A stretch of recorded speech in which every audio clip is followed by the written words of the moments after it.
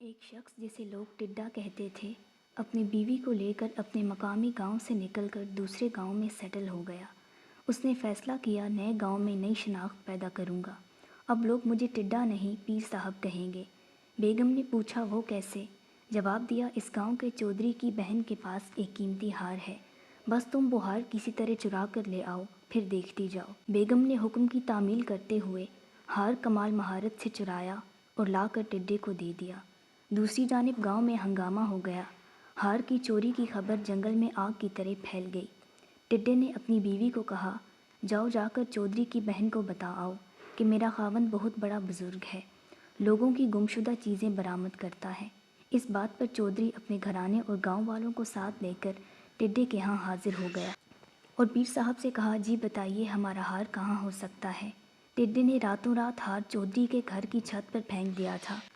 بتایا آپ کا ہار کسی نوکرانی نے چرایا تھا جس نے بعد میں خوفزدہ ہو کر آپ کی چھت پر پھینک دیا، جا کر اٹھا لو وہاں سے۔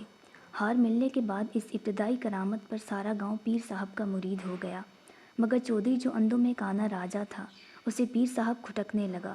گاؤں والوں کو سمجھایا کہ یہ شخص مجھے فراڈ معلوم ہوتا ہے، مگر گاؤں والے انکار کرتے رہے۔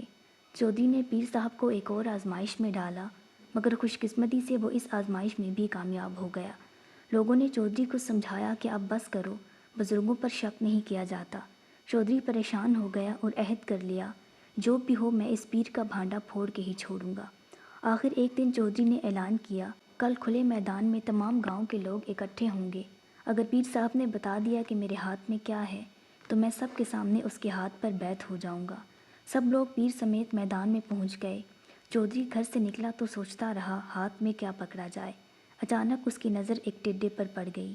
اس نے پکڑنے کے لیے ہاتھ بڑھایا تو وہ پھدک گیا، پھر ہاتھ بڑھایا پھر پھدک گیا، تیسری دفعہ میں پکڑا گیا۔